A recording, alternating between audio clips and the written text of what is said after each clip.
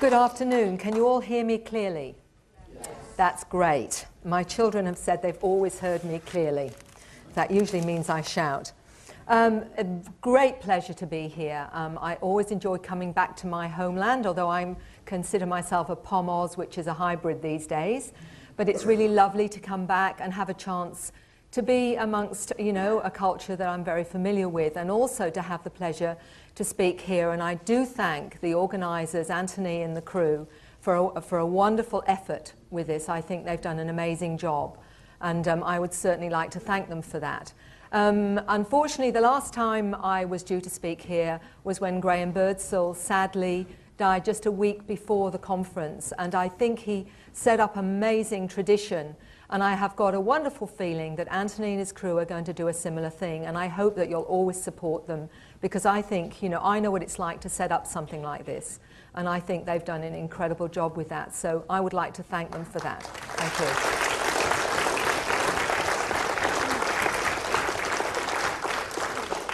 you. Well, today, what am I going to talk about? Well, I'm going to talk about what has been my research of 1,600 cases so far, and what I believe is happening, at least from my limited perspective, because I think anybody who thinks they've got a mandate on this is fooling themselves, because we literally are seeing this through a little tiny window, and all of us have got bits of the puzzle. So I think if we honour each other's research, we may get a better sense of what's going on. Remember that we are only seeing a very small percentage of those that are prepared to look at this within their own experience. So with that in mind, I can only give you thoughts and feelings, or perhaps a tentative hypothesis of what may or may not be part of what's happening to this planet and our interaction with these cosmic advanced intelligences. So I'm starting off with what I call the star children. Now, I believe that over the last 60, 70, maybe 80 years, there's been an acceleration of our development in terms of our evolution.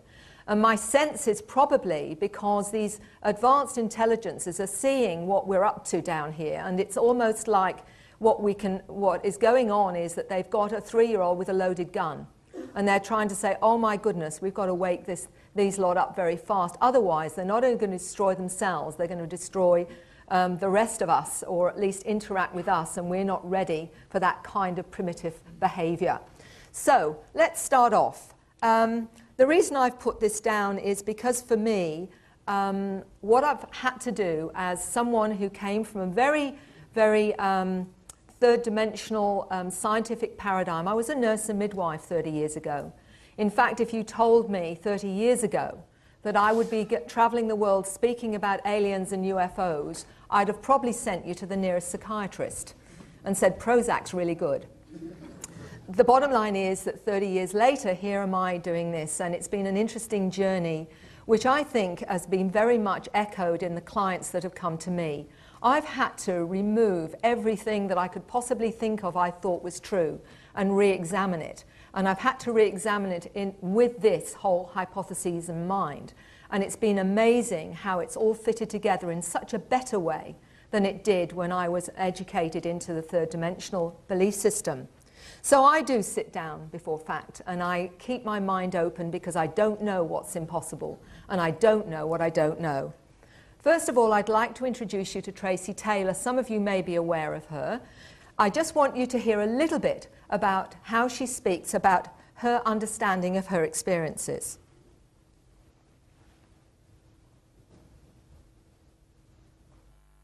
My name is Tracy Taylor, and I'd like to share with you some of my experiences and some of the drawings that I have been doing that have come from my experiences with extraterrestrials.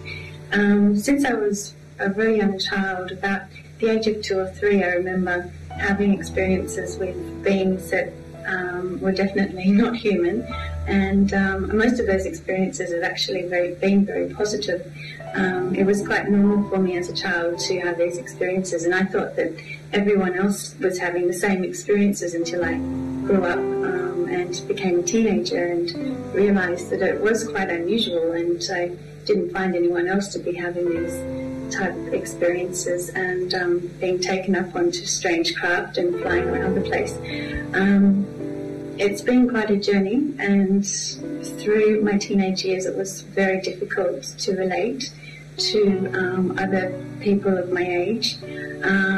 I, at the age of 15, found that I had healing abilities, and this came from learning from my experiences with these ETs how to do this using my hands, and that was very natural to me. My family, though, really didn't have much of an idea about this sort of thing, and even though they've been very, very supportive through this, of course they really didn't know how to take my idea of being able to heal with my hands. Up until about the age of 17, I had these abilities and psychic abilities, which I did end up repressing quite a bit because I thought I was going crazy. And I went to seek professional help. I went to psychologists and psychiatrists and had head scans and CAT scans, ECGs done, and obviously nothing was found. But more recently, over the past 3 years, I've been finding myself doing geometric type drawings that seem to come to me through these experiences, and I find I have this urge to draw, and I sit down and my hand seems to just take over, and when I try to have conscious input into what I'm doing, it doesn't seem to work. My hand stops, so I usually need to be sidetracked by watching TV or talking to someone, or being on the phone, and these geometric designs come through. I did a series of about 8 black and white ones, which after I completed them, I was told during a dream to put them onto transparency paper and that they'd fit together. And I thought, okay, well, I'll go and do that. And I actually met Mary Rodwell, which was a lifesaver, and went to a support group meeting with some other experiences, and they all sat down and put them together in a way that I hadn't tried before. I'll be showing you these and show you how they fit together. I'll now walk you through the drawings and explain to you some of the symbology and some of the explanations that have come through within me about what they mean. The black and white ones that fit together, I ultimately hope to have them put onto computer in 3D, as I've been told that it'll explain a little more about what they actually mean. I'm not going to show you the drawings right now. There is a DVD that I've done which is called Expressions of ET Contact, a visual blueprint, where Tracy explains this. But what I wanted to show you was that for Tracy it was normal to be aware that she was on a spacecraft at 5. She soon learnt not to talk about it at school for obvious reasons. The fact that she found that she had healing abilities when she was 15. Now Tracy was quite amazing in the fact that she put herself through the psychiatric what would you call it, scheme of things. And what they found was that there was nothing psychologically wrong. She actually faced a panel of 8 psychiatrists in Melbourne, and she held nothing back. She told them of the beings that she saw, she showed them the drawings that she did, and her experiences. And fascinatingly, not one of those psychiatrists said that they thought that she was in any way mentally ill. In fact, they wished her luck. What they made of it is obviously something that is personal to them. So what Tracy says, and what a lot of my clients are telling me, and that's even here I found some people telling me about the strange drawings that they did, which they download unconsciously but are managing to reproduce. This is what she says about what she feels is happening on this planet. There's a race of beings upon the planet increasing in number, although visually and physically indistinguishable to most humans. They are the bringers of the new, the bringers of light. They're here to guide the awakening of terrestrial consciousness. Now, what I wanted to know was, where is the evidence? Because that sounds wonderful, and I do believe that this is what's going on. But we need to look at the evidence. She also talks about the fact that the DNA of the star kid has 10-fold the amount of information. So we have to look at that, and we have to say, well, where again is the evidence of that?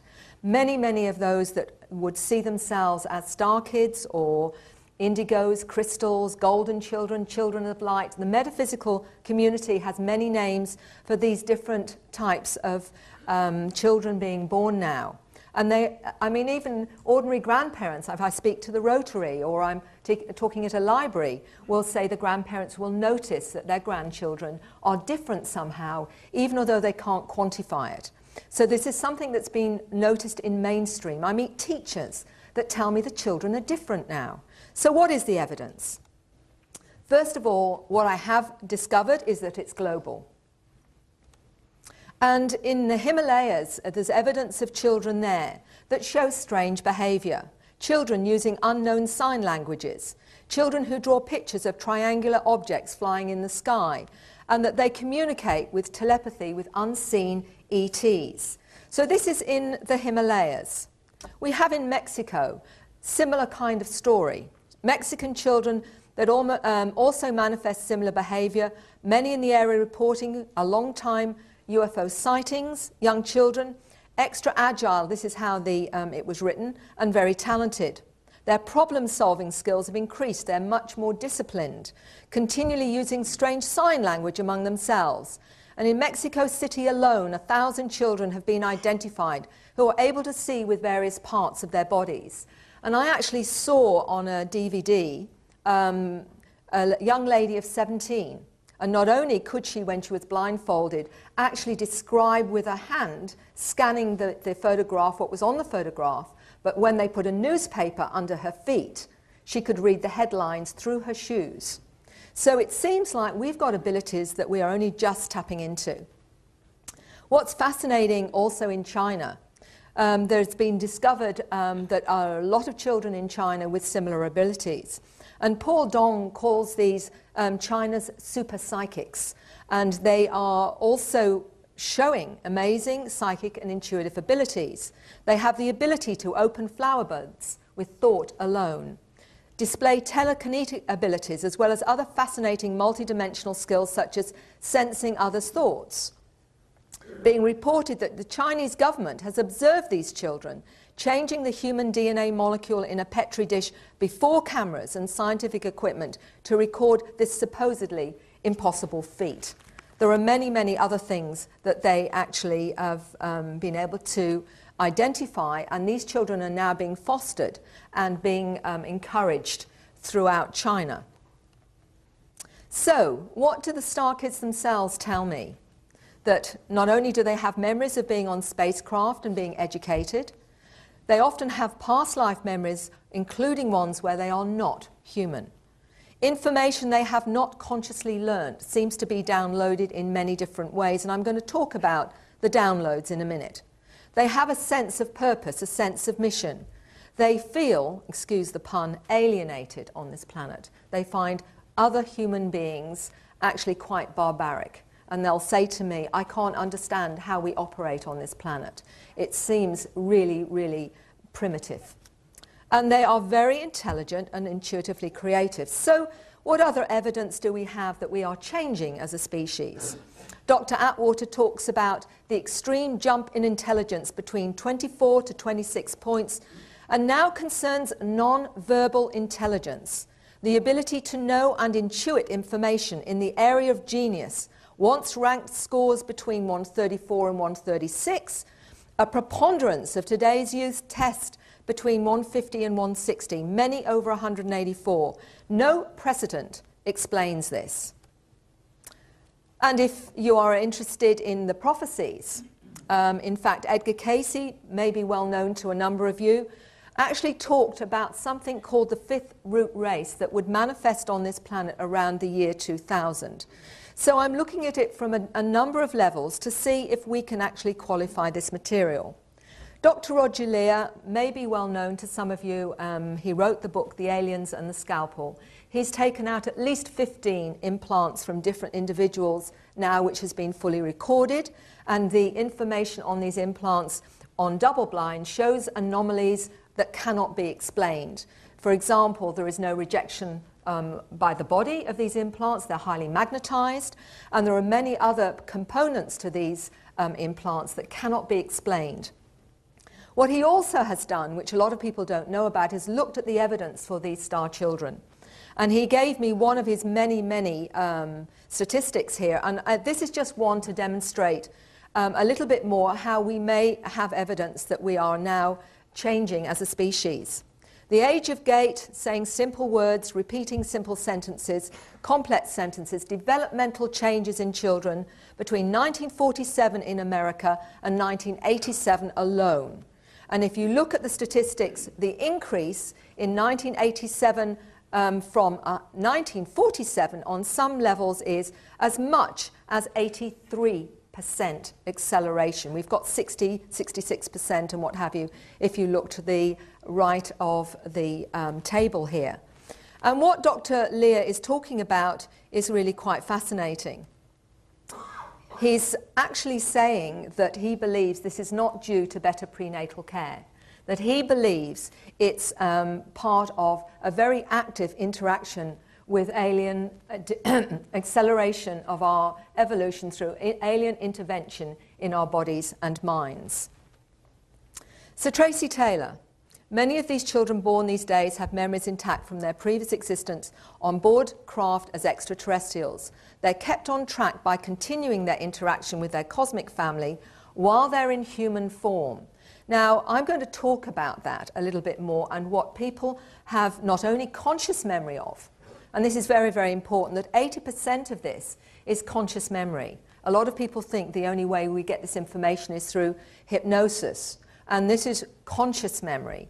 We get a lot more detail through hypnosis, although I will actually quote Dr. John Mack, which some of you may be interested and know of, who was the professor of psychiatry at Harvard University, who wrote the book Abduction and Passport to the Cosmos.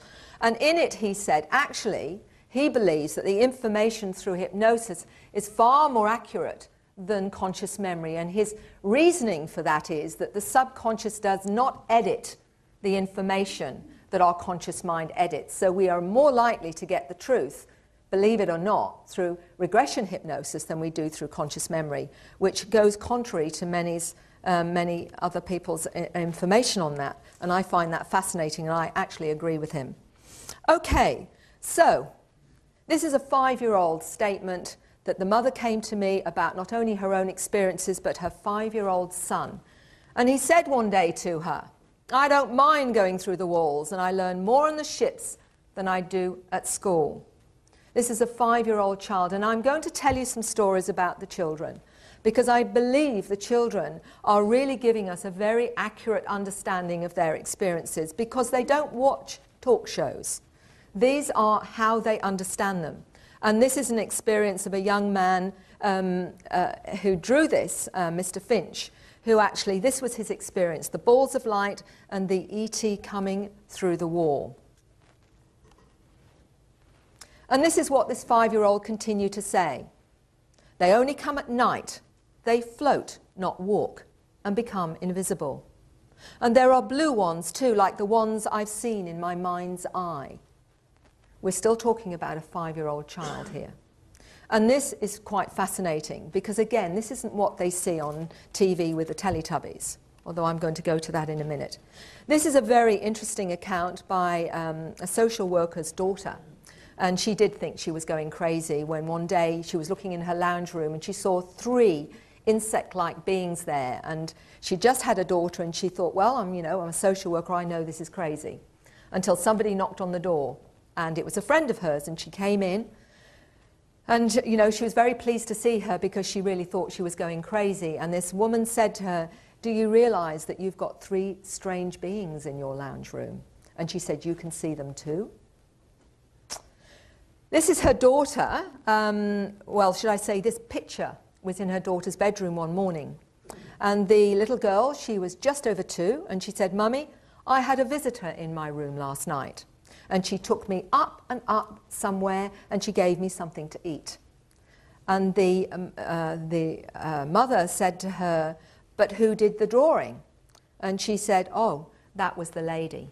Now, if you look here, you've got an archetypal being. Now, that's quite interesting, and the paranormal side to this can be very confronting to a lot of people, because obviously her daughter only did scribble drawings. So how it got there is quite fascinating. And I'm going to talk about how I believe these advanced intelligences are trying to wake us up.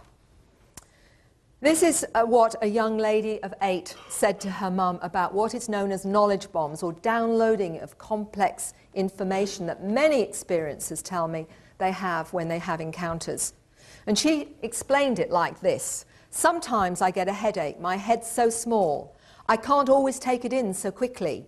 It's like knowledge bombs are being dropped on my head, which is a very interesting way to explain what she was experiencing. And another young lady, this was a 5-year-old girl talking to her mother about the fact that her mother found it quite strange that the baby, her little sister, wasn't hungry in the morning, which she normally was. And the older sister, who was only 5, said they'd been taken up into a spaceship. And she said they're like giant Teletubbies and they sit cross-legged and meditate. They take the baby too and they feed her. Now, whether or not they actually look like Teletubbies or whether or not they're using, as they do, like screen memories, an image that the child is familiar with so that they're not frightened. But what was fascinating was that she was talking about sitting cross-legged and meditate. What child of 5 talks like that?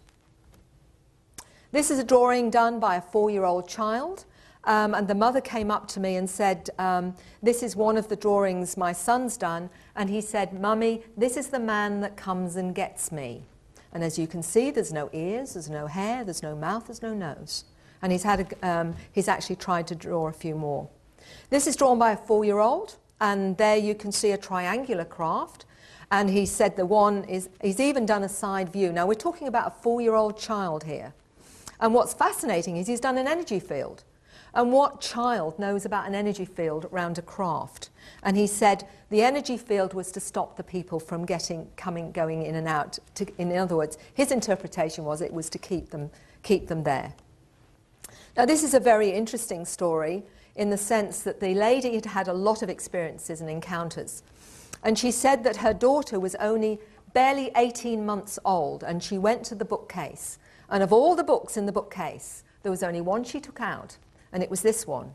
And she said, "Mummy," in her little toddler voice, "Clowny, Clowny comes and gets me."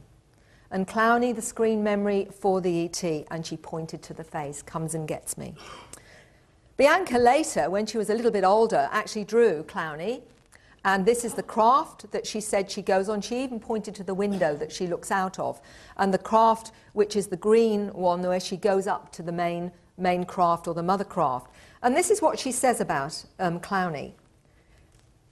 "Clowny sometimes takes me in his spacecraft. The colours are grey and black. I get there because Clowny flies, not with wings, he floats. Clowny's energy field. Clowny used to scare me, but my mum and dad said he's my friend. I thought Clowny was stealing me, but he was healing me. Clowny said he will protect everyone in the family. And Clowny's colours are white, yellow, red, pink and blue. Clowny's like a friend to me and takes me away at night sometimes. It's not very often anymore. He used to take me a lot when I was little, but I think it's because I've seen everything up there already." This is another picture of Clowny. Sorry about the blue background. But again, she's actually saying a little bit more about Clowny. Her brother also sees Clowny. And he's slightly younger, and his mother also told me that Clowny sees angels as well. And this, again, you can see that they've got little wobbly legs, which looks as though the being is floating, and 3 digits. A similar kind of thing. Now I'm going to tell you a bit more about the paranormal side of this, because this is part of it, and many people experience this. Things go missing and then they find them again. Taps or electronics turn on and off. The electrical field of the experiencer seems to be one that does seem to affect a lot of the electronic equipment. But this was particularly interesting, and I'm going to give you a chance to just think about it for yourself. This particular book was taken up to bed every night by that 5-year-old little boy where you saw the pictures. And he used to, as his mother say, scan the book with his hand. And he used to then, the next night, give it to his sister to take up to bed. And the mother had no idea why he would do that. But what really confronted her was not the fact that he scanned each page with his hand, was the fact that one morning both children came down with the book. How did that happen? Well, I usually throw that back to the Star Kids themselves, and I actually talked to a young man who was 17 years old, and I said, "Would you have any explanation of this? Because for me, this is quite confronting." And he said this, and I'm going to throw it out to you, make of it what you will. He says this: The child reading the book with his hand was scanning the pages with his palm. The palm of the hand is a strong energy channel, known as a minor chakra. So by scanning this way, the child was reading the energy signature, not the words. He could pick up the essence of the story through the author's emotions and moods at the time of creating the words. He could still enjoy and to some extent understand the story in this way, but through an emotional journey rather than allowing the words to stimulate the imagination as most mortals do. As for reproducing the same book, well, that's easy. We can manipulate time, as time in a linear sense just doesn't exist. It's a human invention to separate events and to make sure you conform to what is expected in your lives. All the child did was go backwards, through time if you like, and bring the same book back to the present with him. So the sister had the same book literally. Now, this is a 17-year-old young man. You can make of that whatever you wish, but I found it quite fascinating because I'm going to talk about what's taught on the craft, and one of them is about time. This is a drawing of a 10-year-old girl. This being came into her bedroom. She was very, very frightened at the time. But you notice it's got a flat head. And again, no nose and no mouth. But what was interesting, a 13-year-old girl drew some with flat heads as well as the egg-shaped heads, which again is just showing you how in different parts of the world they correlate. Now, this is a particularly interesting story because it's two brothers. One was 11 and one was 13. And this lady wrote to me from Vancouver. And what she told me was that the next morning, both her sons talked about a spacecraft being above the house the night before and taking them on that spacecraft. Now, this is two children saying the same thing. The younger child was actually talking about this strange being. He was in an auditorium, which you can see there, with other children in pyjamas, and he's talking about being taught things. And he said the lady looked unemotional. She had no ears, no eyebrows, the nose was just slits, there were no fingernails, and her face had no expression. And he said that he didn't feel particularly frightened, but he was being taught something. The brother, however, said that he also saw beings there, and this long implement that he's holding was actually nothing to do with a weapon, but was something he said was like an anesthetic. He felt these beings were like scientists and they were curious about us. And he was told it was something to do with genetics. And this is a 13-year-old child talking like this. And this is what she said. He felt the devices were more like tranquilizers than for killing. And she said, the older boy felt uncomfortable remembering the details, the same as his brother. They both remember a light in their bedroom. And the older brother remembers the little one being upset. If I have to go on the spaceship, then I'm bringing my teddy. And his older brother was helping him find it because he knew they didn't have much time. Now, you have to ask yourself, when you get such detail, is this really a fantasy? And the fact that they were both describing similar things. She's also a lady who's had experiences. She often sees UFOs, as you can see one just to the right of your screen. And also orbs seem to be around her children quite a bit. And that's something else that seems to be part of this as well. So let's have a little bit more of a look on what this is all about. With the orbs, by the way, I'll tell you something that I mentioned in another presentation. I'm finding that this seems to be relevant to the whole experiencer encounter experience. A young 15-year-old boy, actually someone that I worked with here in Britain, when he was exploring an experience where some beings were visiting him, he was actually mentioning what the beings looked like. And then he said, there's two orbs of light here. And I said, so what are they? And he said, it's Grandad and Uncle Ted. And he said, they're here too. And I said, so that's what the orbs of light are? And he said, oh yes. He said, they're here so I won't be frightened. And interestingly, when the beings went back on the craft, so did the orbs of light go with him. And that will lead into some more information that I want to cover with you. So what she's saying, Tracy is saying here, is that what's happening at the moment is something that will bring about a global awakening. It's happening already with the children born without programs. Now, one of the things that I understand through my research is our third dimensional paradigm is very limiting to us if we are to ever expand and grow in a multidimensional way. So what is happening is I believe there are programs on this planet now that are in a way helping us to make that shift. And I'm going to probably create a bit of controversy here by saying that it's quite possible such things as ADHD, autism and Asperger's may be part of those programs. And the reason I'm saying that is that all those different, and we call them a dysfunction at the moment, seem to be able to be more multidimensionally aware. They're able to see a greater reality, and many of them have encounters, and many of them also, you know, apart from seeing angelic beings, see these other beings. Now, there's a gentleman, Neil Gold, in Hong Kong, and Neil Gold's just written his own story, and in his manuscript he calls it Close Encounters of the ADHD Kind. And he has always said that he's experienced a greater reality through his so-called dysfunction, ADHD. So it is something that I am looking at. I'm not saying I'm right. I'm just saying it's something that intrigues me because, interestingly, the ADHD child really struggles with our whole paradigm in the sense that they struggle with even learning what we normally have to learn at school. They seem to be operating at a faster pace. But I'll go into that a little bit more if I have time. So the cosmic human, what do we know from the experiences themselves? They're highly intelligent, they perceive other realities, they see unusual beings and or strange orbs of light, they all have a sense of mission, they manifest healing abilities, and they have an urge, at least some of them, to write in strange symbols, strange artwork, or come out with a variety of really unusual languages, which they say feels more comfortable to them than their own native tongue.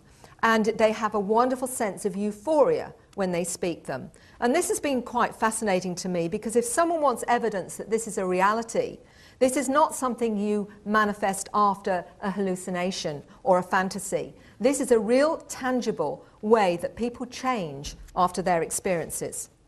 Dr. Boylan talks about the star child of both human and extraterrestrial origin. And a lot of my research is indicating that not only are we a hybrid species, but some of us actually have a number of different kinds of DNA, not just human, not just potentially grey or zeta, but sometimes those called manta, which is the insect-like beings, and possibly many, many others. And that is what they're told on the craft, and I'm going to go into that a little bit more.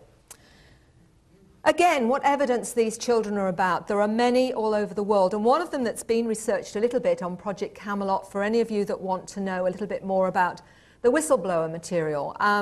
The Camelot team went to Russia and met Boriska. And he was, it was interesting because he came to my attention because this young man still had memories as a child of actually being born on Mars. And he talked about visiting the Earth. And he talked about Lemuria. And this is some of the things that he talks about. He actually said that, that Lemuria existed 800,000 years ago. They were 9 meters tall. He stated the people will find knowledge under the pyramids. And he said also life will change once the Sphinx is opened, and that the opening mechanism is behind its ear. He also talked about the Martian civilization, megalithic cities, and spaceships and flights to various planets, as well as Earth. He had an amazing understanding of cosmology. He talked about the gifted kids, and they were called indigo. He said he knew of them, and something was going to happen on Earth. They are of great importance, and they will be able to help people. He also was an amazingly advanced child. He could hold his head up in 15 days, spoke his first word at 4 months. At the age of 7 months, constructed his first sentence. He had exceptional memory and not only talked about Mars, but planetary systems and distant civilizations, which is absolutely fascinating. And 2 little anecdotes I will tell you. Is a 5-year-old child in Australia. His mother was talking about the pyramids, and he got very angry with her when she said that slaves pulled all the stones and built them to make the pyramids. And he said, "No, Mummy," he says, "you've got it all wrong. You don't know, because I was there. And he said they changed the density structure of objects large and small, and they levitated the stones into place. And they placed a crystal on the top to communicate with other worlds. And there's information in the Sphinx, but they haven't found it yet. We're talking of a 5-year-old child saying that. 5. And then I went to Adelaide about a year and a half later hearing this, and I met a lady there in her 70s. And in the 1950s, when she was on her farm, she told me that this strange structure she saw outside her farm, and she thought the Shire had built it overnight because it looked so strange. She stood underneath and immediately found herself in a spacecraft with blonde-haired beings with blue eyes. And from that time onwards, they actually spoke and taught her many, many things. And she'd never spoken about this ever in her life before until she came to this conference in Adelaide. And she said, Mary, they told me about the pyramids. Now, she hadn't heard my presentation. And she said, you know, she said they levitated those stones into place. She said, and it wasn't who they thought, you know, we think it was. And she said, and they placed a giant crystal on the top, which communicated with other worlds. And I'm just thinking, hold on a minute, there's a bit of déjà vu here. And then, so I actually showed her what this little boy had said. And she said, but what about the spaceship? And I said, what spaceship? She said, the spaceship under the pyramids. I have no idea if she's right, but isn't it interesting? Dolores Cannon does a lot of similar work to me. She's written many, many different books, 14 in total now. And she gets, through her regressions, a lot of information that confirms what I'm finding in my regressions. And this is all to do with the expanded DNA. And I think we have to look at every avenue of information to see if we can qualify it in whatever way we can. And this is what she's found in some different people. I'm giving you about 3 different bits of information from different clients that she had. One of them said this: DNA is being expanded to 12. We will have lighter bodies, eat less, more liquids, and have difficulty processing heavy, dense foods. There'll be immunity to disease and increased mental powers. Another one: tens of thousands of people are affected. It's when humankind reaches critical mass. The 100th monkey syndrome will become a reality, and this higher consciousness will affect others on the planet. Then another one: there's been upgradings done. The human brain's upgraded too. The genetics are changing. There's more capacity. It's different wiring. It's different configuration. And another client: several have, she said, have unexpectedly gone to somewhere else into a past life, and it's not Earth. Some of them are emotionally considering it home. And often it's a hostile environment. It's hard to explain, she said, why they would have such a powerful and emotional connection to a desolate alien planet instead of their Earth home.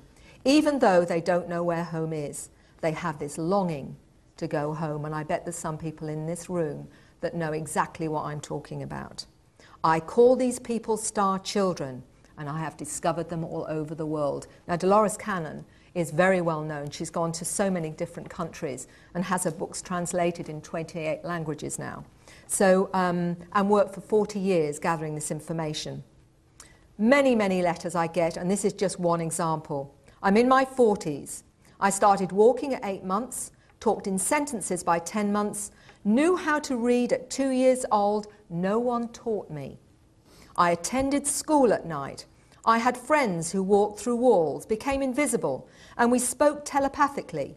I desperately wanted to go home. Now, a young man who's now in his 30s told me many things he could do as a child.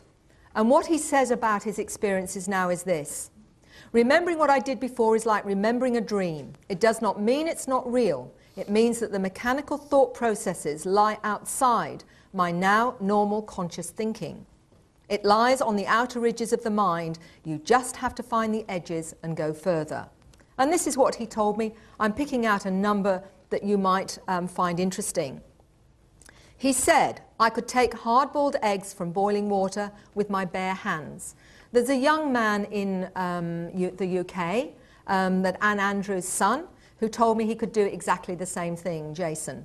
I had a lady when I was speaking in Western Australia in her 60s, when I was talking to a group there, came up to me silently afterwards and said, you know, Mary, I could do that. She's in her 60s now.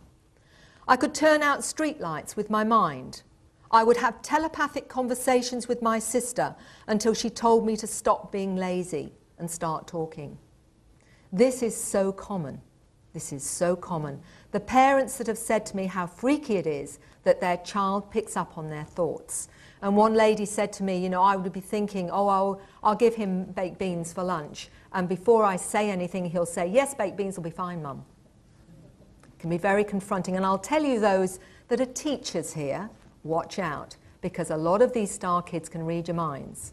And I remember a 13-year-old girl telling me, and she said, it's really awkward, Mary, she said, because I know what my teacher's thinking. And what she's thinking and what she's saying are two different things.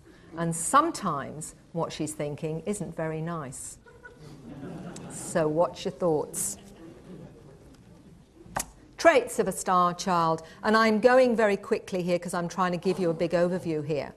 They seem to, it appears that they may well have superior mental and analytical capabilities.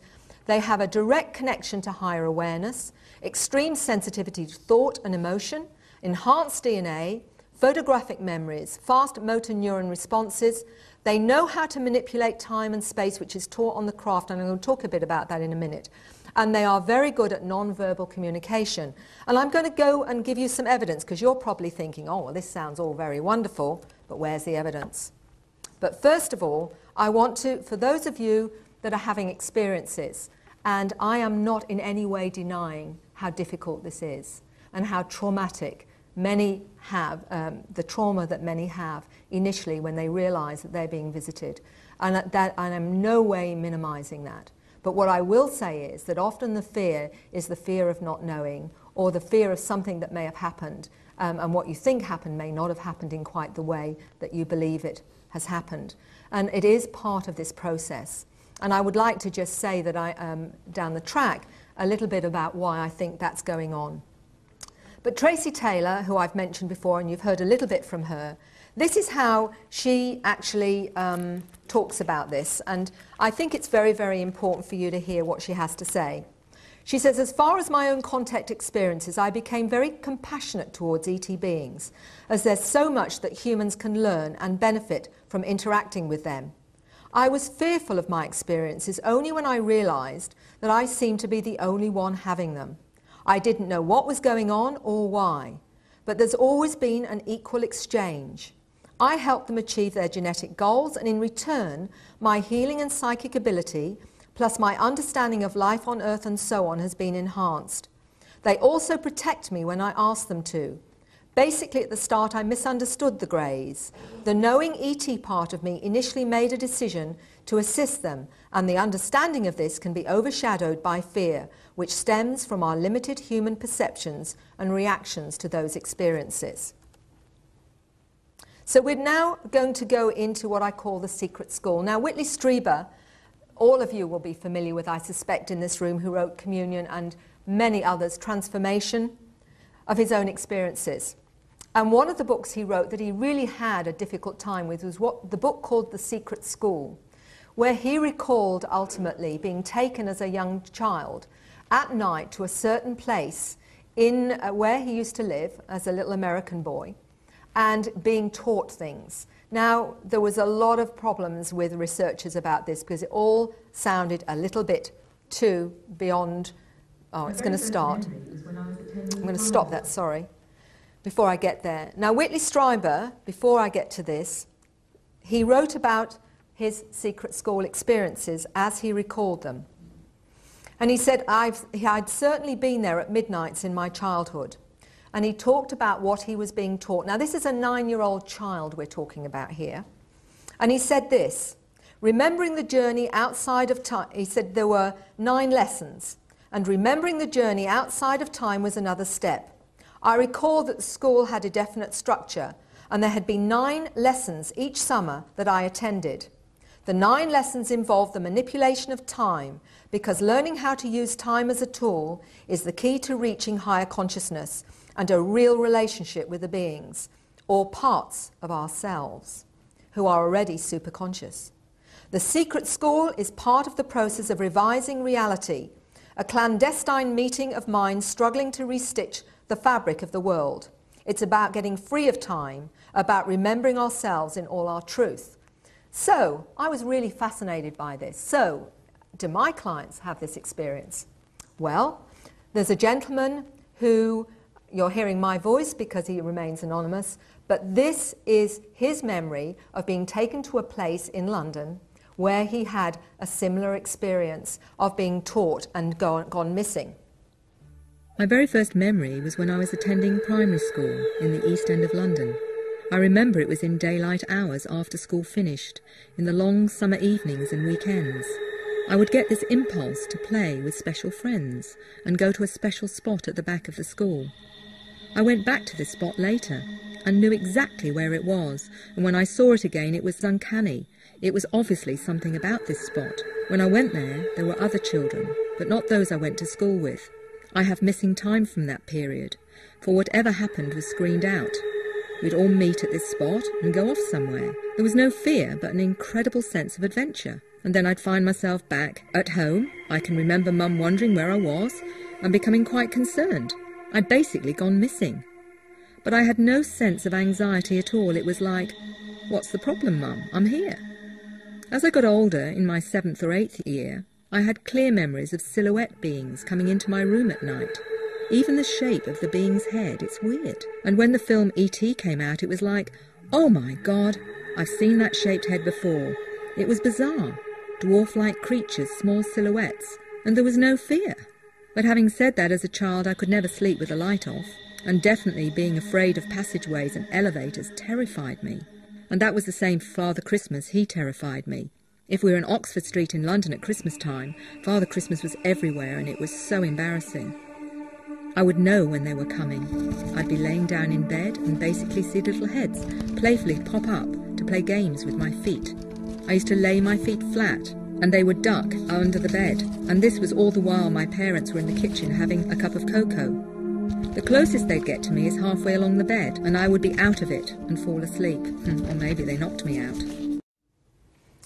That's one experience he had with going to the secret school. Hold on. Okay, so this is what Whitley Strieber has said, and I've just mentioned it to you.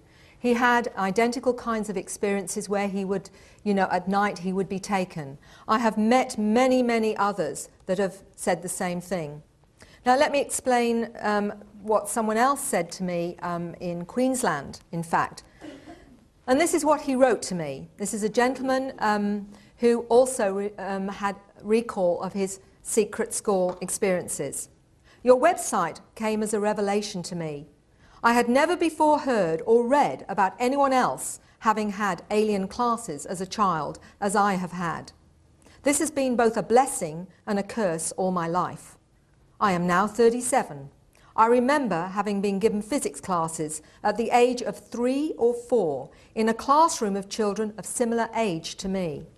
I remember the details well and have an avid interest in physics since then, though I'm not mathematically inclined, so have not known what to do with the information, and there's a lot of it. I used to feel I was just crazy and did a year of physics science, amazing myself and my teacher and other students, many engineers and physicists, with the fact I could just answer any question. I had never studied and in fact dropped out of school because I was so frustrated. So, what's the veracity of the material that they're taught? Is it credible? This lady here, Chris Hale, got in touch with me, and she has a BA Majors in Comparative Philosophy and Social Anthropology, a graduate diploma in education, and is currently undertaking a Master's in Educational Studies in the UWA, that's the University of Western Australia. Chris has got a cat with her, and behind her are some of the information she got from the light beings. I refer you back to the narrative I sent you on the light people, as to how I was taught multidimensional, non-linear methods of thinking. This is possible human to human and does happen, but of course the light people have far more expansive knowledge bank. I have had quite a deal of interest in it by people in the field of consciousness and learning, to whom I have sent this piece. This is some of the material that she downloaded through a succession of dreams from the light beings. and I'll give you some more information. The 2 progressive sheets were done quite consciously with great flashes of insight. There are about 10 or so dreams, and I'm just thinking of John Searle a little bit here, during the period which directly overcame any problems that I had that I could not solve when I was awake. Most of the dreams entailed visual representation, one in particular. I was led by a light person who took me to a black hole to observe, with commentary, thought transfer from the light entity, the separation and potential restructuring of space-time instantaneously. She's got here finest viscosity of time in a constant smashing of the same due to infinite gravity, and how the potentiality of new universes exist in the core of a black hole. So, being someone who was able to do this, she actually got in touch with two very highly regarded professors. One was Professor Paul Davis, the Chair of Physics at Adelaide University, and Professor Brian Josephson of Cambridge University. And I'm only giving you a very brief overview of what they said. This is maths we will not see for hundreds of years due to the adimensional nature of the spin and lack of fixed parameters. But it actually went into a lot more detail with that. And as I don't really understand what I'm reading, I'll leave that one to you. But what was fascinating for me was, okay, so Tracy and many others say they did physics when they were a child. I wonder how much of it they actually understand or know in terms of physics today. So I asked Chris if I might send to Tracy, who was actually in England at the time, some of her drawings from the light beings on this, without saying anything about them, but what could she understand, because she used to tell me she had downloaded physics. And within 24 hours, I actually got a reply from Tracy, which was really great. And this is what she said in an overview. I looked at Chris's drawings briefly, but it seems that they're related to the understandings of beyond light travel, and also the connections between the inner world and macrocosm and microcosm, and how they're interrelated. Now, what's fascinating is what Chris responded to that. She said, she's absolutely spot on. Over 5 to 6 weeks, I was taught about the viscosity of time and space continuums in my dreams. It's how the inner and outer connect and how we can dematerialize within overlapping continuums. Yes, it's beyond light travel. Good God, some of the best physicists in the world have looked at this and haven't realized what she has seen at a glance.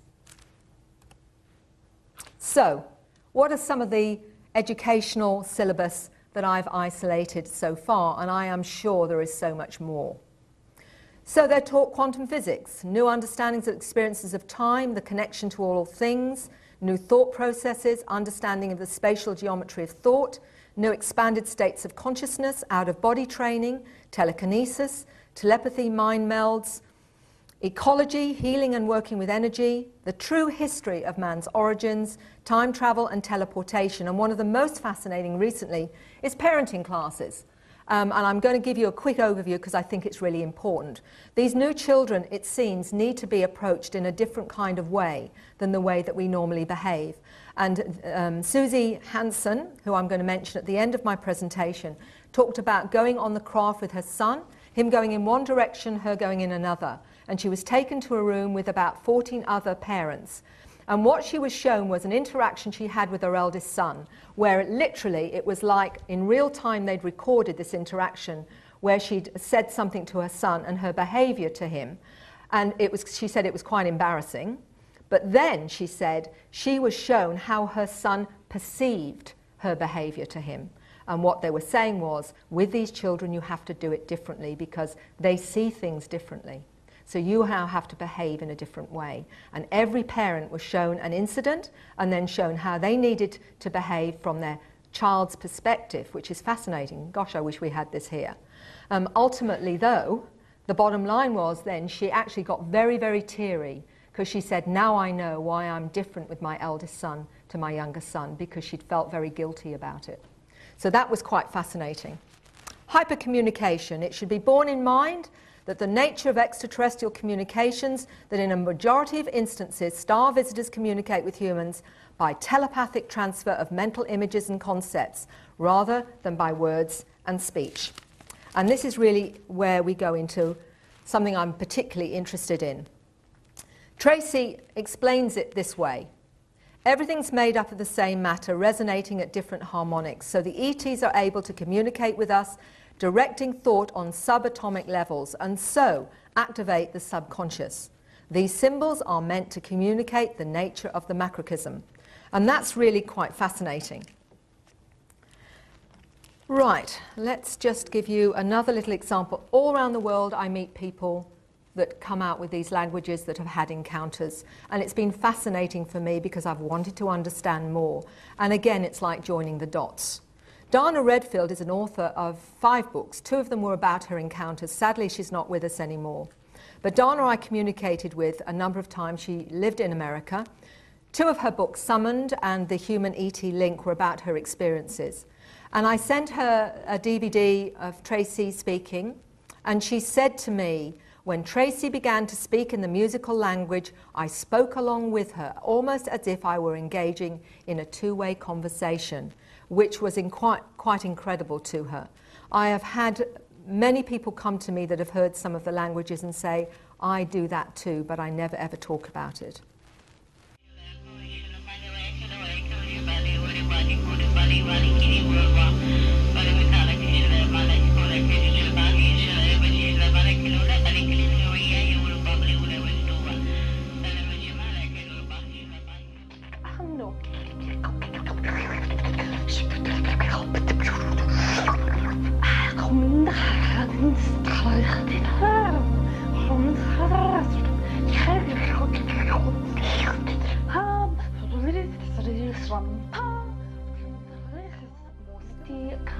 Este chroma pele, shonti asena echano, chlanti afele coma, entame asena chroma, telia fonti asen.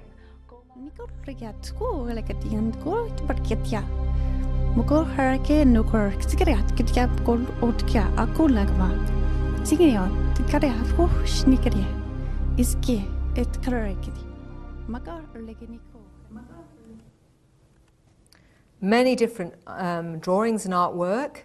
I've got a great deal more than this, in fact files of it, where they download it without any conscious thought, and it seems not in trance, but they have an amazing feeling of connection to it. So let's see what Tracy again says about this. The language is a more accurate representation of an individual soul vibration. It means that the language comes directly from the essence of the universal mind or God, which ultimately links all of existence together. The spoken sounds of a particular language tend to bypass much of the linear, logical aspects of consciousness. Therefore, there's no input from the conscious mind. The language has no structure and is therefore not related to the past in any way.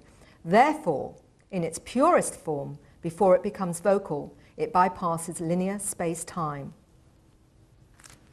Which is quite interesting, isn't it? The language is a creation of the soul in a way that directly connects with the soul of another unconsciously. There is no framework, as the interpretation of the sound vibration is instantaneous and cannot be accurately interpreted into English or any other language spoken at this time. It's teaching us to communicate with our soul and the souls of others. This is one of the steps from words to telepathic communication.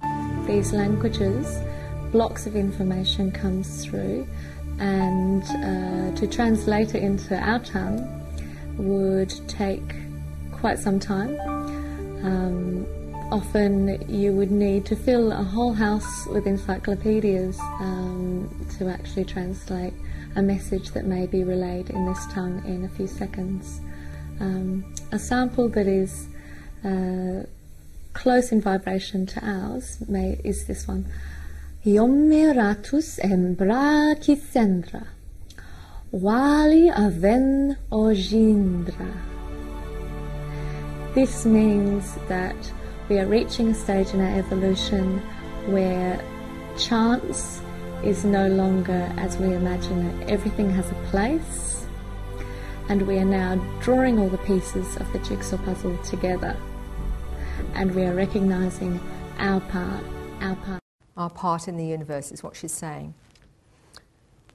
So what Rochelle is talking about there is not only the fact that she is aware of her own star child dual consciousness, but she is aware of what many of the languages are about, in the sense that not all of them can we translate in normal ways. It's just like using the concept of the word Christmas, for example. Christmas immediately brings in all this other information, from Christmas trees to you know, what you cook for dinner, to the parcels and everything, but it's just one word, and it's similar to that, only a lot more complex.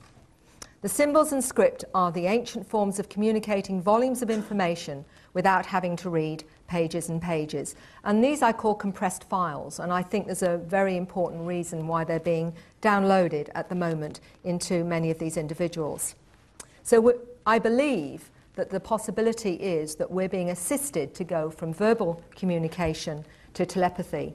And one of the ways of explaining that is what Chris Hale talks about. She says this: for example, in lectures, when the lecturer is in full flight teaching and his or her mind is completely open to students, I found I could just go into their mind and absorb the concepts directly.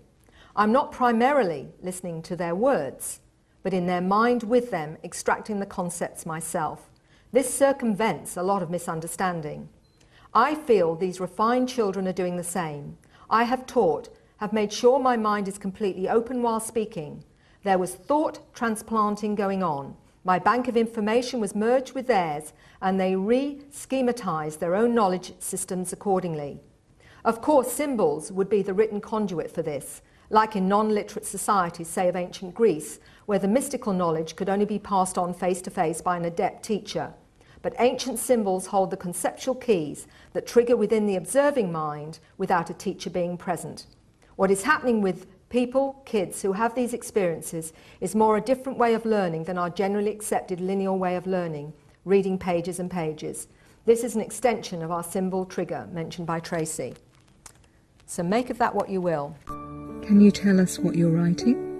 Sure. It's really like translating information that has been lost, information that was known by ancient civilizations. I'm not able to give you a more accurate description of this writing. My style is really like a shorthand, if you like. It's probably quite messy. But within each character, again, like the languages, it's really like a block of information in itself. If you were able to get three-dimensional, well, depiction of each character, because that's how I see each one, that would be much more accurate. With all the information that comes through me, I'm aware of it being multifaceted. When I do healing work, I also will see coding in the air, in the energy field, and I may see this coding in either numbers, like you may see mathematical configurations, or I may see them as dots, or I may actually see them as portals. There are many different ways that you can view them, or you can see them as sound. It's the same with the writing too. And what are you feeling at the moment that you're doing it? What is the sense that you have? I feel very happy when I'm expressing in these ways, when I'm expressing through what people might call ET languages or ET writing. It feels much more natural for me than many of the human forms of expression. I guess this has to do with my dual consciousness and the fact that for me it is really learning about being human rather than learning about being extra. Did you hear the last of that? It's more about learning to be human than being extraterrestrial. She's actually having to learn to be human, and that's what she's talking about. And one of the things that I haven't included here is I asked her how she read this kind of script, and she was describing that she puts her hand over the top of it and reads it like a kind of barcode with her hand. And what does that 5-year-old little boy do? Exactly the same thing. Again, what I found with others, like Dana in America and many, many others, they do a range of interesting, fascinating, complex drawings. These are some of Dana's. I won't go into the explanation here because they're actually on my first presentation. So I'm just really wanting to give you some idea of the complexity of some of the artwork, which certainly is showing some things going on with these individuals in terms of what experiences they're having in their encounters. And of course, coming out with the strange scripts. I see so much of this. It's sort of, I've got files of it from people from all over the world. But some of it is very similar, some of it is quite different. This is some of Dana's, and she has a fascinating understanding of them as well. This is more of her work. And this is one of Tracy's. As you can see, it is very busy, but it's also quite fascinating to see that each tiny bit of it seems to hold a great deal of information. And this is where I'm talking about the complex files. Now, Tracy also did black and white ones. Actually, to the right of you there, you'll see this strange image. This was something that Tracy did probably about 6 or 7 years before she went to Egypt. And she said that this particular one was particularly fascinating to her. And let me just explain what she said about it. She said that this was at Karnak and Luxor, and she knew immediately she took this image with her that it would fit. And she was not only talking about the pyramids being conscious energetic amplifiers and focusing power source, she also said, I knew that this would fit from a distance. I knew it would fit because I had a strong feeling to take it with me. And then she said, the reason that she had drawn that particular image was this. Horus came to me in a dream. I was in an underground cavern or cave. He was showing me some Egyptian hieroglyphs on the wall. This one was carved into the wall with his snake's tongue. And then he grew in size, and I was above the ground looking at this symbol with hills and sunrise in the background.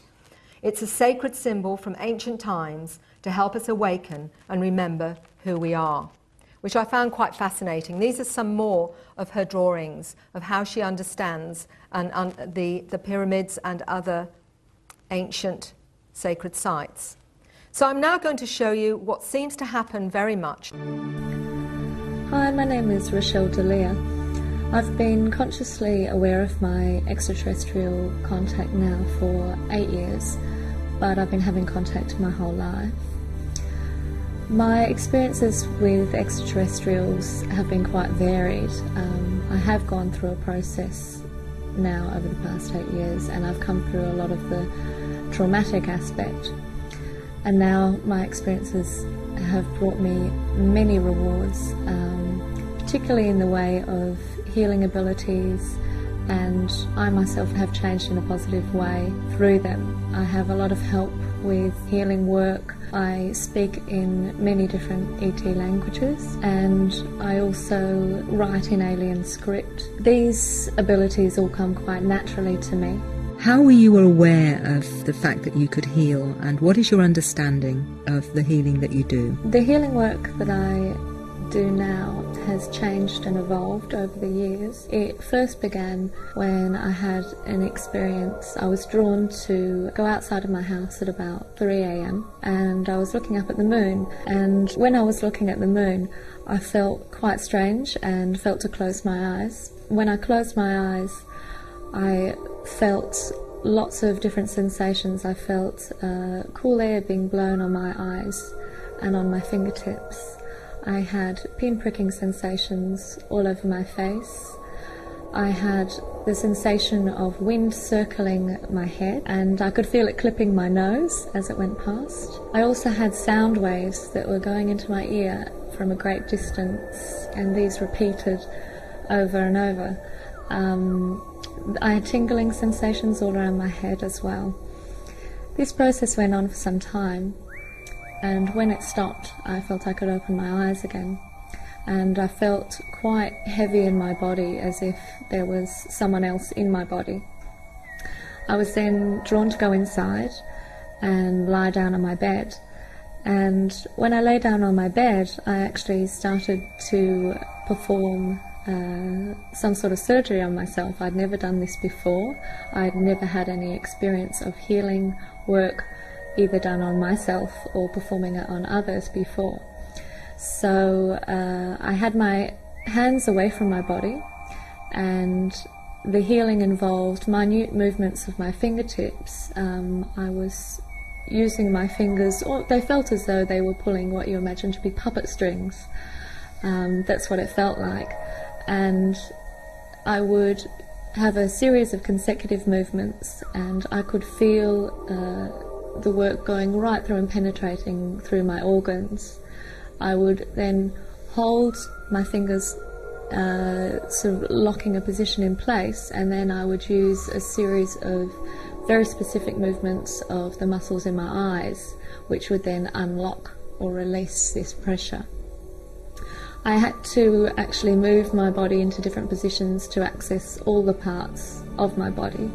As the years went by, the healing work that I was doing actually changed, so I was using my whole hand instead of just my fingers. I wasn't actually using my eyes as much consciously, and then later on I started using toning. I was intuitively guided to use toning, and then later language came through. After the languages came through, then I started using a combination of toning and language, and songs came through.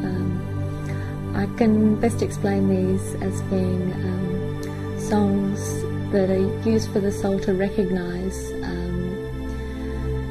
Souls may remember these songs from other planets, other lifetimes, and they help the individual to feel comfortable for the particular healing work to take place. Really they're used as you might use a lullaby to help a baby go to sleep. It helps them to relax. Or a chant is used to switch off the mind and help one to go into an altered state.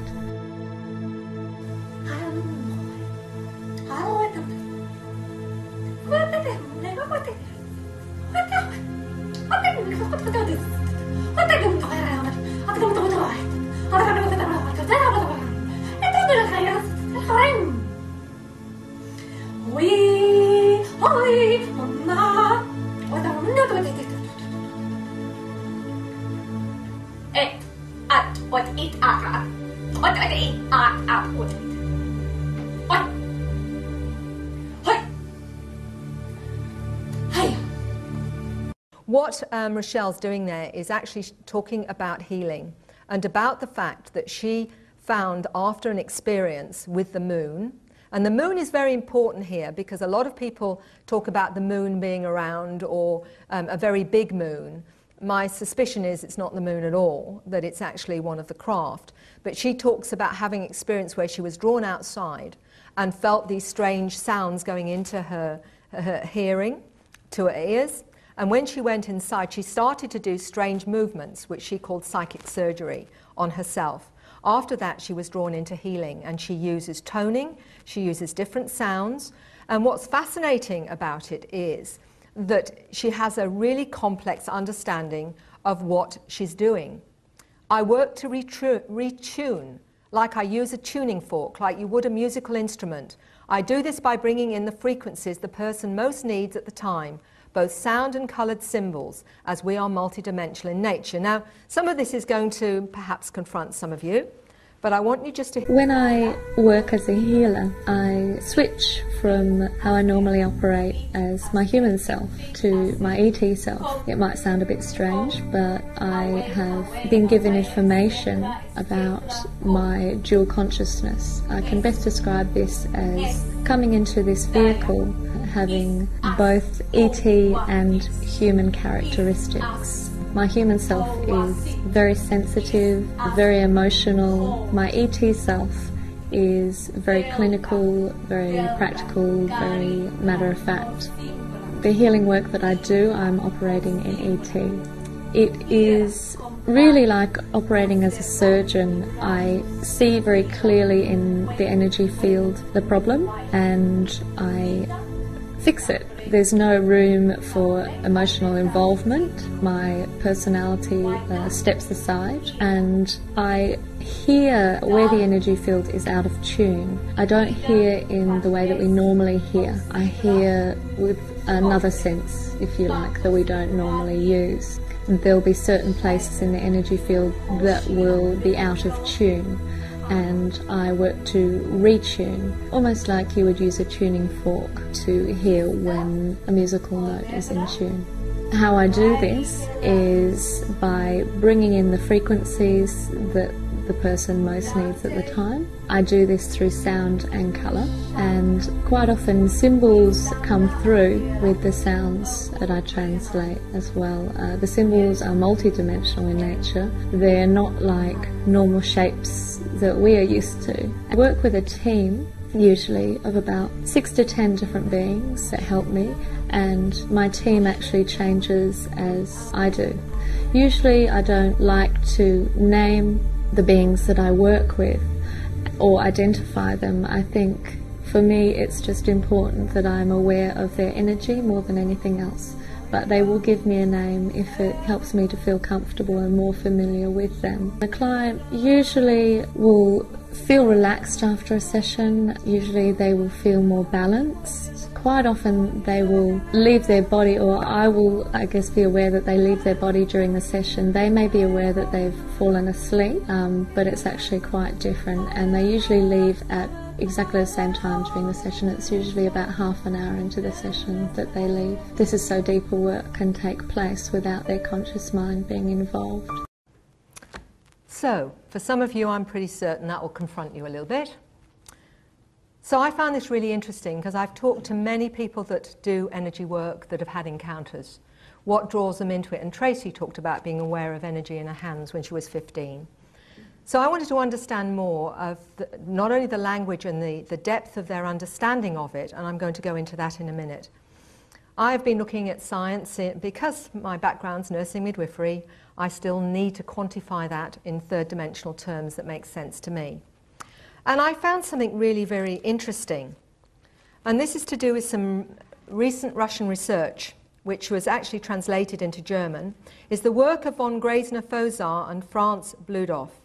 And it suggests that our DNA can be influenced and reprogrammed by words and frequencies, without cutting out or replacing single genes. And the geneticists and linguists have found that DNA is not only responsible for the construction of our bodies, but serves as a data storage, and in communication follows the same rules as language. It just requires the right frequencies. Now what we're hearing here is that somehow or other some language actually can alter DNA. Now what are these, a lot of these individuals telling me? That they use language, tones, they're using sound to heal. To me, what's the difference? There's something else with that. What they also said was that the nature of DNA are like holographic computers. Information can be transmitted by vibration and frequency. They call wave genetics. They've also found DNA can cause disturbing patterns in a vacuum, producing magnetized wormholes. These are tunnel connections between entirely different areas of the universe through which information is transmitted through space and time. DNA attracts this information, it passes into our consciousness, hypercommunication, in a state of relaxation.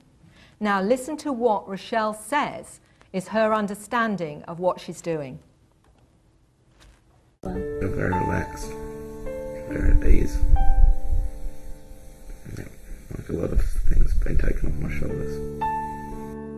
The beings that were working with me were wanting to demonstrate how the different areas in the body actually interact.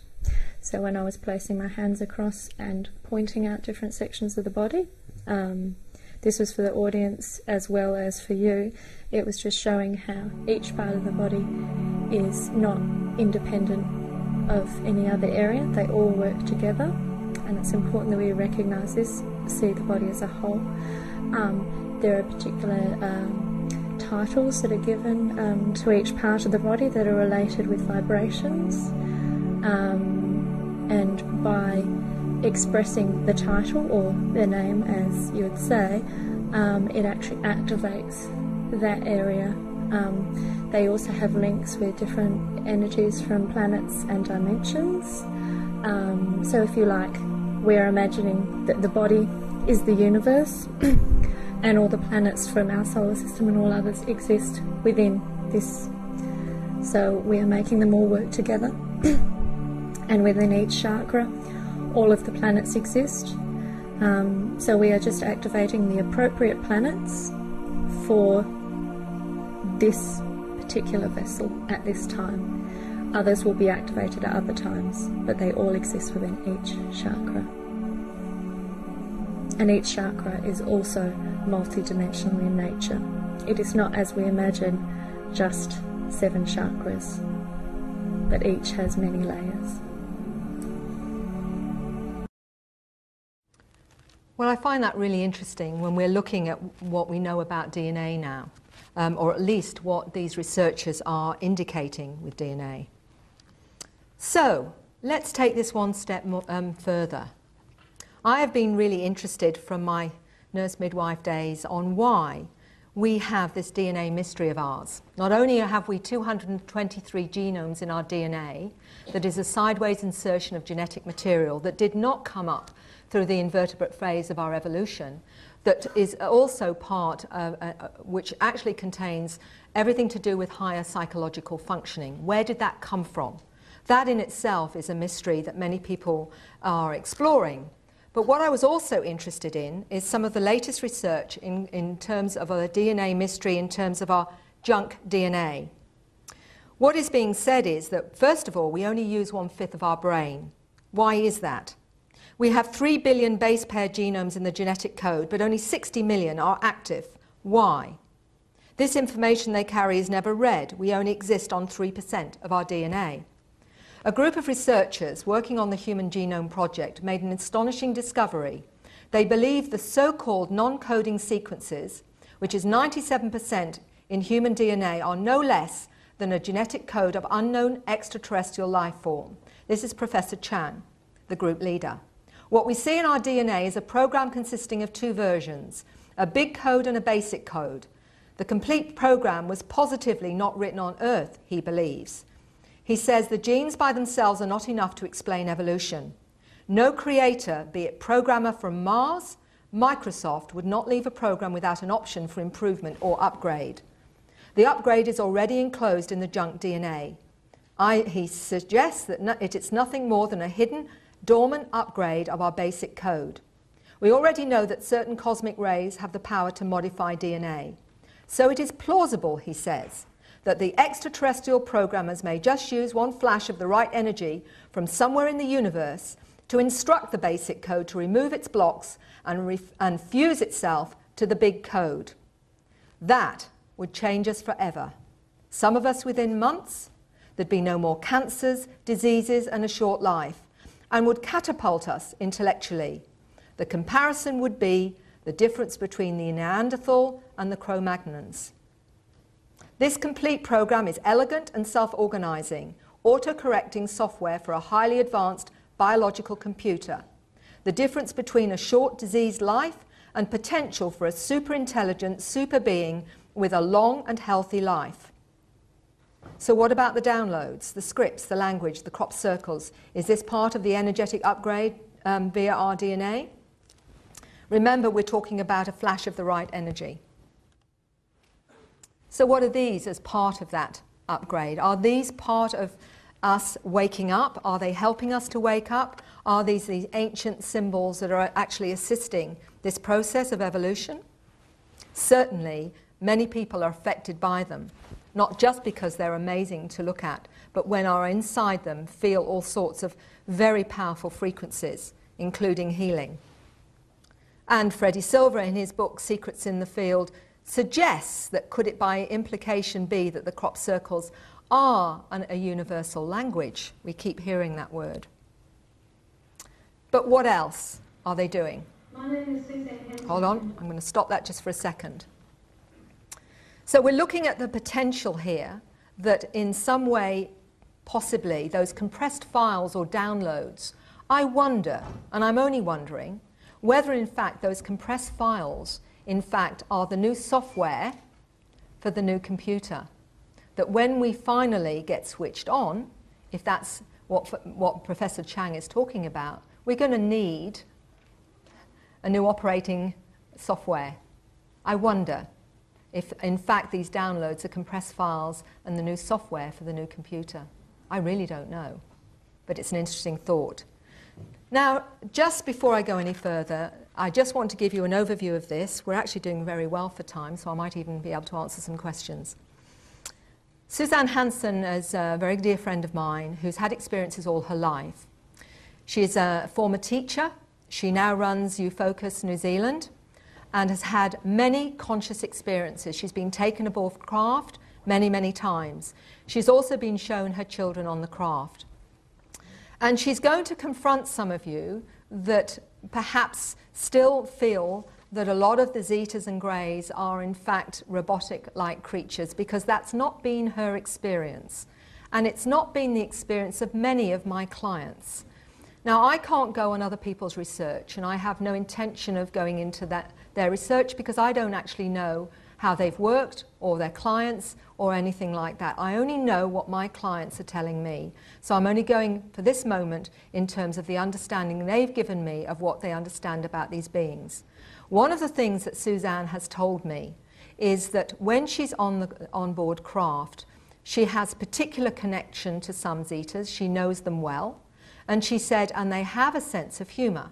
And she said, apart from that, you know, she has found them to be extremely loving, extremely compassionate, and extremely kind. And one of the incidents in regression this was that she told me when she was learning things on the craft to use her mind, was when one of the beings was accompanying her down back home, and she said the being in his mind showed her that he was sending an etheric arm around her to let her know that he was with her and he was looking after her.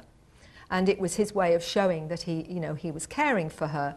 And she perceived this, and to show off, to show what she had learnt, she sent an etheric arm round him, and he acknowledged the fact that she'd learnt well. Now, these are really interesting little details. She even talked about, from this experience, that when she was being told she was going to meet someone special, she described skipping along the corridor behind the little being, and how the being was highly amused. So because you don't see the face move, you don't need to, because everything is in the mind melds and in the telepathy. Now, this is a particularly fascinating experience that Suzanne had. She was told to come and see me and have a regression. She flew over from New Zealand to Perth. Not exactly cheap, but she was told that this was one, she shouldn't have any come in with any mandate, any particular experience. She had to be open to what we explored. So this was totally, in any way, not a conscious experience. But I want to demonstrate something I believe, very profound. My name is Suzanne Hansen, and I'm the director of a New Zealand UFO sighting and contact research network called UFOs NZ. I have experienced contact with extraterrestrial species since early childhood. Today I will describe two directly related experiences on board craft, which demonstrate how some souls are altered, educated and fostered by ET species as a part of ongoing constructive programs and agendas for the future benefit of mankind. In 1962, when I was 8 years old, I was taken on board a craft and into a large familiar room that I had visited often with other human children. Here we learned to interact and socialise comfortably and competently with other species of ET children, using enhanced telepathy and sentiency. On this occasion, I was taken aside by an adult grey and asked if I'd like to meet another child somewhere on board the craft. Before I go any further, I just want you to be aware of the little cradle that you're seeing in this picture. And that particular cradle, when Suzanne first saw it, she burst into tears. And she says, I know that cradle. And she described the fact that when she'd had, and she had a very difficult childhood, that when she'd had a particularly traumatic time on Earth with her human family, she was put on that cradle. And it actually had certain frequencies that would rebalance her energy field. And she burst into tears because she had been shown such compassion and such love. The grey telepathically conveyed thoughts, pictures and explanations to me regarding this child and its life. But the volume of information was too great to retain consciously, and I was just left with an overall impression regarding meeting a new friend. The grey told me about the child with considerable care and I sensed there was something he was not yet telling me, but he was seeking my cooperation with this meeting. We proceeded to a small room and waited, and I felt excited about meeting a new friend. 2 greys entered the room, with a vibrant blue ball of light floating in the air between them. As I stared at the ball in surprise, having expected a child to arrive, I experienced profound feelings of love and familiarity, and sobbed at these unexpected thoughts. The grey told me I would love this ball of light in the future, as it would become my son. He referred to it as both a source and a complex system, and said I had known it since before my own birth. The grey began an intense mind-to-mind download consisting of 3 streams of information. The first just calmed my emotions and confusion. They wanted us to get to know each other, future mother and son, and they would observe how we related to each other.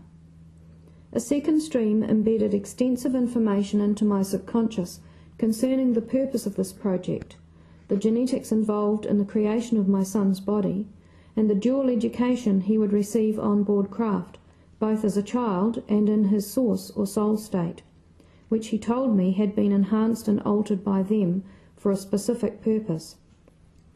Finally, a third stream brought my mind back to the present as an 8-year-old child, and they left me to play with the ball for a while. I tried to relate to the ball by first asking it to bounce, but it just floated there unresponsive. I felt disappointed and sat down on the floor.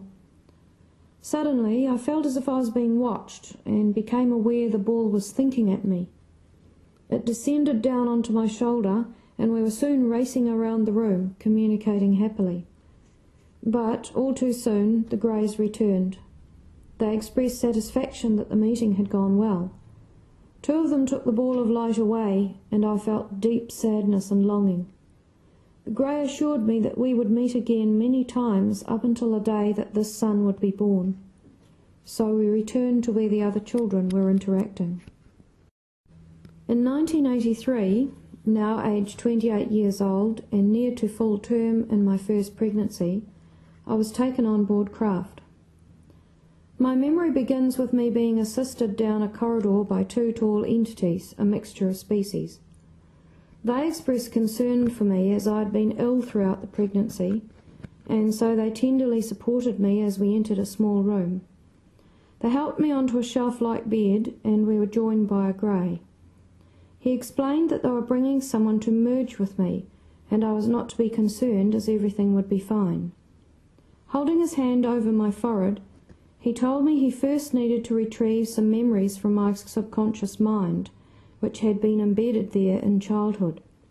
Immediately, my mind was filled with images, emotions, and memories of past meetings associated with a ball of blue light, and I became really tearful as I realised it was the soul of my child soon to be born. As he calmed my emotions, a group of ET children came into the room, bringing with them the now familiar soul or ball of energy. He stated these young entities had grown up on board craft with this soul, and they would play an integral part in supporting him in his life. There was a real air of excitement as the process of merging began. The grey slowed my metabolism right down to prepare my body for the intense energy of the soul, necessary to prevent shock to my body. During the hypnotic regression with Mary, my voice became really slow and almost indistinguishable at this point, and my body felt cold and numb. Slowly the soul entered my body and the body of my child-to-be. I felt infused with light and weightlessness as the grey slowly brought my metabolism back to normal again.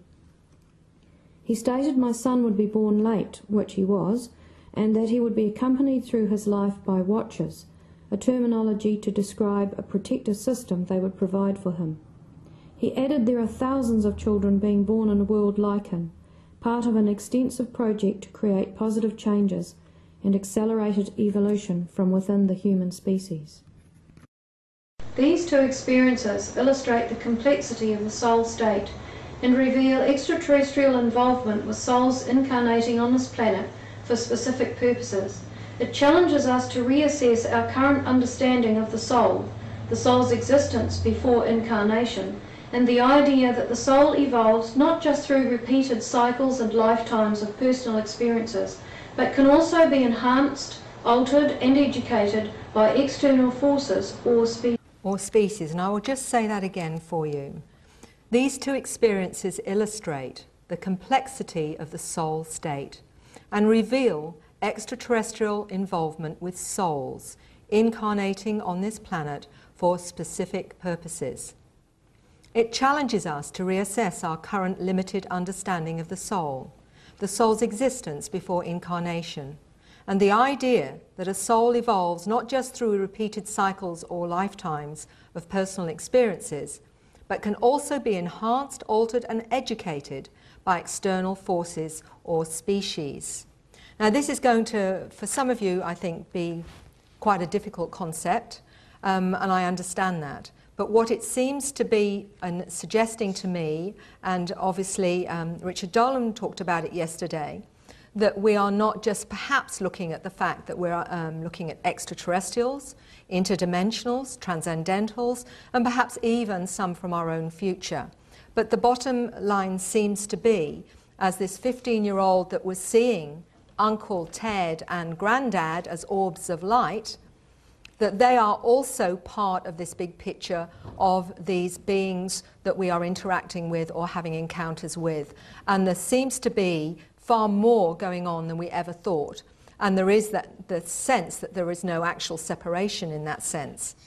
I think one thing I want to say now is that the abduction, the so-called abduction scenario, I participated in a thesis by Simon Harvey Wilson that was the comparisons between shamanism and abductions in Western Australia in 2000. And what Simon discovered was the parallels were quite fascinating in terms of transformation, healing, etc., etc. And my sense is that what we're seeing is a modern-day shamanic experience where we are being challenged to transcend our fears, to be prepared for our multidimensional nature. And this is all part of that challenge. Are we going to go beyond our limited fears to actually accept and be prepared for working in through not only dimensions but beyond that? And this is what our new body perhaps is, and our new hard drive and our downloading is preparing us for. So it's actually challenging us from many, many levels. And some obviously don't need that kind of experience, because I'm seeing a broad range now of experiences from the 20 to 30% of the abduction or so-called abduction experience, in the sense that I will say so-called because for many of my clients, when I've taken them into hypnosis and I have asked their subconscious, have they on any level, consented to this part of their human experience? And not one of them yet has said to me, no. Most of them will tell me it was before they came here. And some of them have actually said, asked that question in that space themselves, and then described themselves as a ball of light. And some of them have also said that they were non-human before they came here. They were extraterrestrial, and they have undertaken to come to this planet to assist this planet to evolve. Now, it's not for me to judge that understanding or that experience. If this is what that individual, and I will say to them, does this make sense to you? Does it resonate? And every time they will say yes. But one of the things that was quite fascinating with one of the young ladies who was aware of her dual consciousness, she said to me, yes, I did, but she said the extraterrestrial part of me was cool with it, but she said the human part of me didn't realize it was going to be so hard, which is fair comment.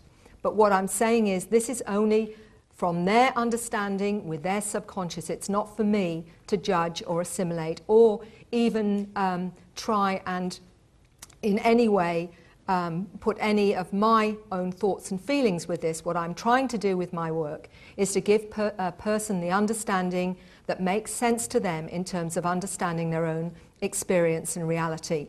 And the bottom line is that what I find is no matter how strange, weird it may be, even to being shown one of their parents not being human, which is pretty confronting for most people, and one of those was actually a policeman, by the way, Gary. It was quite challenging.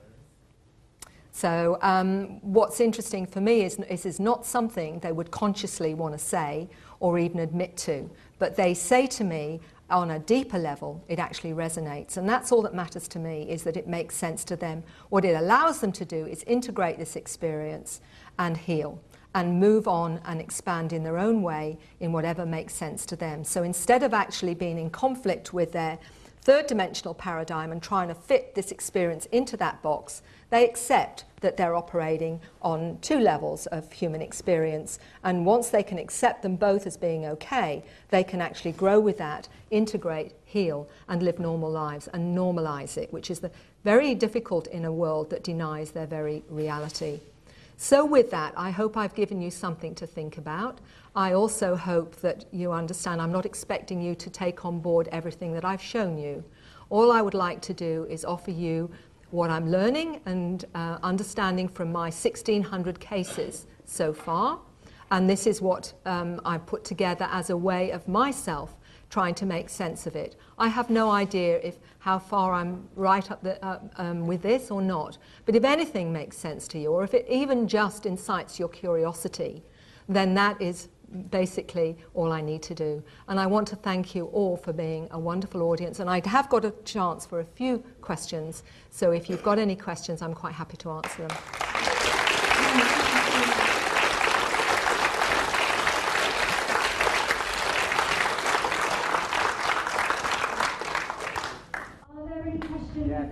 But Mary, is it okay if you guys come down and get on the DVD?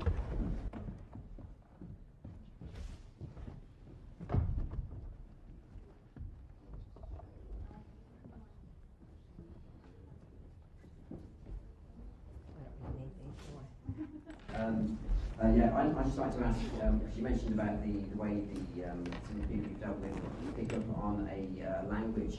What sort of proportion of those actually learn it on board a ship or in some sort of artificial sort of ET-like environment, like some of the contactees that I've come across, and if not, how else do they sort of pick up the language? It's a very interesting question. They've never actually talked to me about where they downloaded these languages.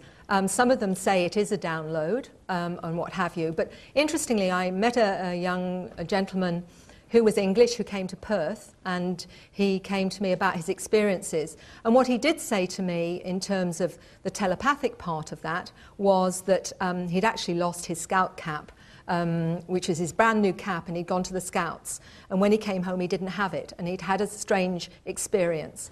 And when we explored his experience, one of the interesting things he said to me was when he was up on the craft, everything he was hearing around him in his mind was a jumble. He said, but it was like I had to tune my mind to a frequency, just like you would a radio signal. And he said, and I could hear everything very, very clearly. He said, which was quite fascinating. It's the first time I'd heard that. Now, from what I can gather, it's all telepathic on the craft.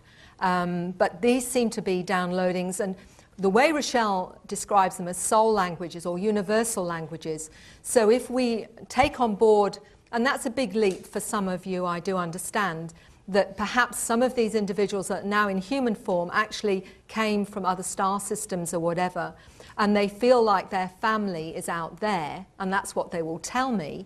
You have to wonder whether or not this is from their origins. And I mean, this is really tangible stuff for them, because the emotional side of it is very profound. And many of them say, I don't want to be here, I don't like this place.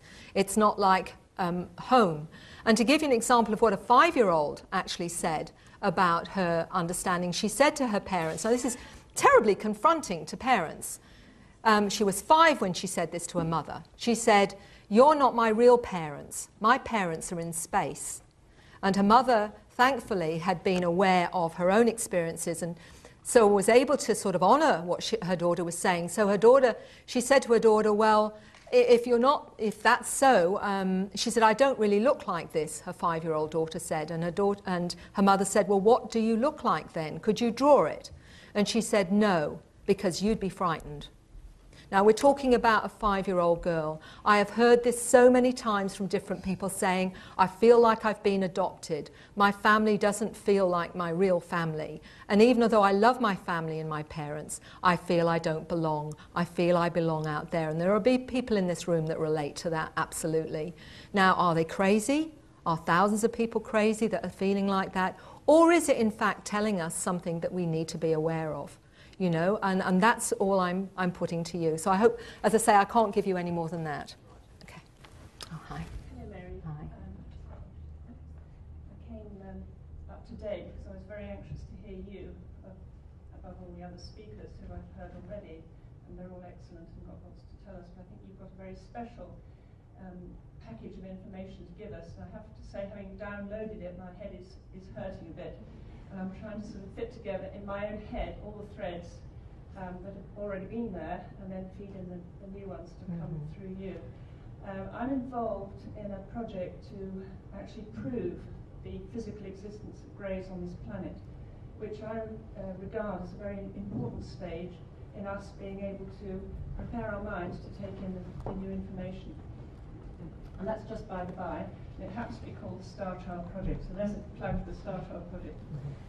But what interests me is what I picked up, and I'm a little bit muddled because so much of the new stuff has come in, is this interaction between the beings on their ships out there and us here, the humans. Because I think it's very important that we actually start to think about what it means to be human. And what I got from you, I couldn't quite remember where it came from, whether it's Michelle talking about it. Susan, I think it was Michelle. She was saying that they actually come to us because they need to experience the human side of them. And I feel this fits in very much with a process which is going on now on the planet, of which the information about the aliens, the physical existence of the aliens is part. But it's also what I would call human self-realization. It's actually finding out that we are a species in its own right, and not just some sort of evolutionary or genetic accident, or even the sort of, I don't know, there's all this stuff about the Anunnaki and how it actually came into existence at all. You know, that we are a slave species originally, and the subspecies and the lesser species, and we could actually be a super species. And so I want you to comment on that. Oh. Thank you. Thank you. I do feel that, you know, and there's a lot of differing opinions about, you know, why they're doing this and what's their agenda, and are we actually just ultimately going to become biological fodder, and they're going to take us over and all the rest of it. And I think I'm a pretty logical kind of a person. And the way that I look at it is this: if they are taking us onto these craft and teaching us cosmology and all the different things about the origin of the species, teaching us how to use our minds, teaching us how to heal, and all those things, why would they bother if they're going to take us out? Or just why don't they just leave us alone? And let's face it, we're doing a pretty good job of taking ourselves apart anyway. So for me, it doesn't seem very logical, unless there's something I'm missing here, to bother to help the new human, if you like, to grow and expand and change and become multidimensional, unless there is something else going on here. And I certainly can't see it would be ultimately to take over the species. I do believe that they have a lot of programs, and some of those are to do with us, but some of those are to do with understanding themselves. And I will just give you, as part of that answer, a gentleman that just recently I did a regression with, and he was taken up onto a craft, and he told me that the craft was 32 miles long. And then he said he saw thought forms in a kind of aquarium. And he said to the beings, "What is this?" And they showed him some technology which apparently creates a kind of wormhole into other universes.